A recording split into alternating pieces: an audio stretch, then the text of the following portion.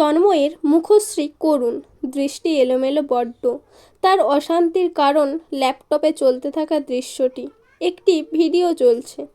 ভিডিওটি বেশ পুরনো এবং করেছিলেন ওহি সাহেব যখন অরু পৃথিবীতে আসে। হাসপাতালের বেডে শুইয়ে রাখা বাচ্চাটিকে ভিডিও করার এক পর্যায়ে ক্যামেরা চলে যায় 10 বছরের হাফ প্যান্ট হুডি পরে থাকা তন্ময়ের দিকে।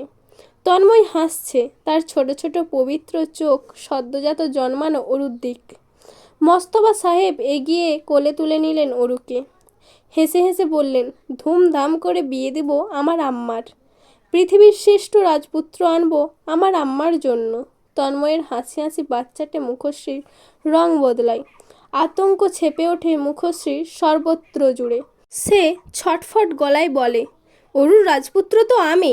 চাচ্চু বলেছেন আমি হব অরুর রাজপুত্র, তাই না চাচ্চু?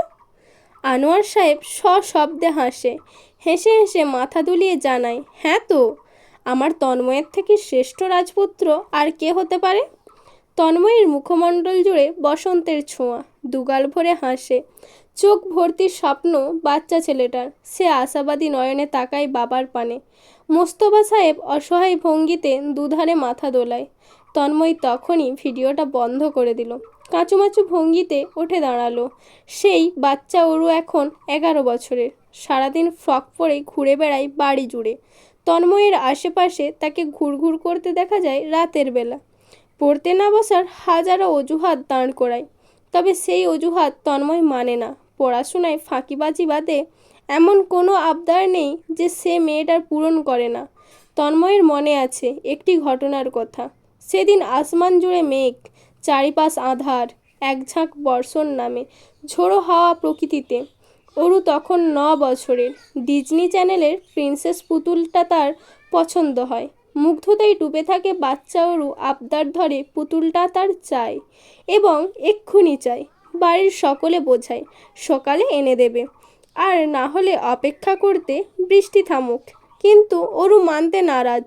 স্বাস্থ্যসম্মত সে কেঁদে কেটে মুখ ফুলিয়ে ফেলেছে। বাড়ি মাথায় তুলে নিয়েছে। তন্ময় পড়াশোনা রেখে নিচে নামে। ড্রাইভার নিয়ে বেরিয়ে পড়ে খেলনার স্টোরগুলোতে। ধানমান্ডির বেশ কিছু স্টোর ঘুরেও সেই প্রিন্সেস পুতুলটা পায় না। উত্তরায় রওনা হয়। সেখানকার বিশেষ স্টোরে গিয়ে ঢোকে এবং বেশ খোঁজাখুঁজির পর পেয়েও যায়। 8,000 দিয়ে সেই লেটেস্ট মডেলের প্রিন্সেস পুতুলটা কিনে আনে। অরু পুতুল পেয়ে ভীষণ খুশি। খুশিতে সে তন্ময়ের কোলে চড়ে গলা জড়িয়ে বারংবার চেঁচিয়ে বলেছিল, থ্যাংক ইউ তন্ময় ভাইয়া। অরুর খুশিতে চিকচিক করা নয়নজোড়া দেখে তন্ময় তৃপ্তি পায়। অদ্ভুত তৃপ্তি। এই তৃপ্তি পেতে যেমন পৃথিবীর যা চাইবে বাচ্চাটি তাই এনে দেবে সে। শুক্রবার ছুটির দিন। শাহজাহান বাড়ির কর্তারা আজ বাড়িতেই। 7টায় রান্নাঘরে তোড়জোড় শুরু হয়েছে গৃহিণীদের। কর্তারা বসে লিভিং রুমে। তন্ময় স্বভাব সুলভ 7টায় ঘুম থেকে উঠেছে। ট্রাউজার শার্ট পরে নিচে নামছে সিঁড়ি বেয়ে। লিভিং রুমে বসা আনোয়ার সাহেবের পাশে অরু বসে, হাত পা টান টান সোজা। সে তার বাবাকে নতুন শেখা ব্যায়াম দেখিয়ে যাচ্ছে। তন্ময় তার অপোজিটে বসে গিয়ে তাকে বসতে দেখেই অরু থেমে যায়। চঞ্চল ভঙ্গিতে তার সামনে এসে দাঁড়ায়। চুলগুলো দুটো বেনিতে বাঁধা। লম্বা পাপড়ি ঝাপটে ঝাপটে সে শুধায়, তন্ময় ভাই, আজকে আপনি ফুটবল খেলতে যাবেন না? তন্ময় মিথ্যে বলে সর্বদার মতো, না। অরু ভাবান্তর ভঙ্গিতে বলে, এই যে আপনি না বলছেন কিন্তু পরে কেমনে যে যেন না হ্যাঁ হয়ে যায়। আপনি তো চলে যান খেলতে। যদি এবারও আপনার নাটা হ্যাঁ হয়ে যায় আমাকে সঙ্গে নেবেন, আমি খেলা দেখতে চাই। আনোয়ার সাহেব শব্দ করে হাসছেন। মোস্তফা সাহেব ভাতিজিকে আরও বিগড়ে দেবার ভঙ্গিতে ছেলেকে বলেন, নিয়ে যাও অরুকে, ড্রাইভার যাবে সঙ্গে, দেখে রাখবে। আমি যাচ্ছি না, তন্ময়ের কাটকাট জবাব। অরুর কম বেশি সব আবদার মেনে নিলেও অনেকগুলো সে মানতে নারাজ এবং তাকে দিয়ে মানানো বড় কঠিন। তার মধ্যে খেলা দেখতে নিতে না যাওয়াটা। এর কারণ আছে তন্ময়ের মনে, কিন্তু মুখে সে আজ পর্যন্ত কাউকে বলেনি। আজকাল রাস্তাঘাটে 10 বছরের বাচ্চা মেয়েদেরও দেখা যায় প্রেমিক নিয়ে ঘুরছে। একটু একটু ছেলে মেয়ে প্রেমপত্র আদান প্রদান করছে।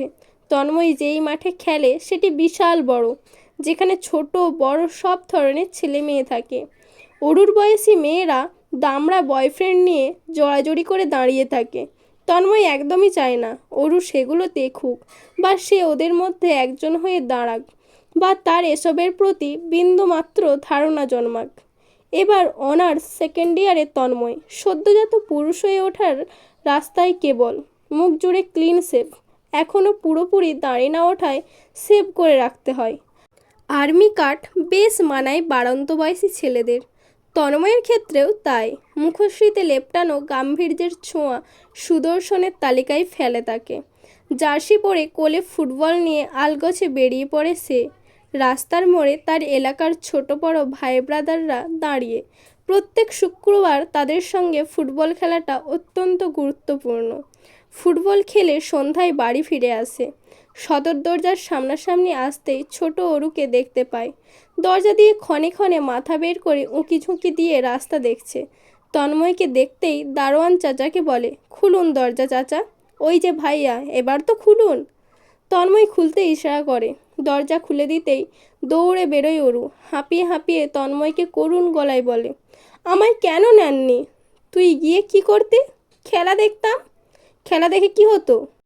মার্জি প্রত্যেক শুক্রবার ওর ভাইয়ার সাথে যায়, প্রত্যেক শুক্রবার খেলা দেখে, আমিও দেখতে চাই। তন্ময় দীর্ঘ নিঃশ্বাস ফেলে, অসহায় চোখে তাকিয়ে থাকে। হাতের বলটা রাস্তায় ফেলে তন্ময় ভেবে বলে, খেলা দেখবি? আচ্ছা। তন্ময় সেলফোন বের করে, চাচাতো ভাই আকাশকে ফোন করে। আকাশ ভেতরে ছিল, শুনে দৌড়ে বেরোয়। দারোয়ান সহ তারা চারজন সেখানেই খেলার মাঠ বানায়। হইচই শুনে বেরিয়ে আসে মোস্তফা সাহেব।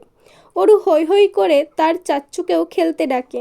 ভাতিজির আবদার রাখতে তিনিও বাচ্চাদের সঙ্গে খেলায় যোগ হন। এক এক করে নেমে আসে আনোয়ার সাহেব এবং ওহি সাহেবও। বাড়ির গৃহিণীরা সদর দরজায় দাঁড়িয়ে খেলা দেখছে। স্ট্রিট লাইটের নিচে তাদের ফ্যামিলি প্লে জমে উঠেছে।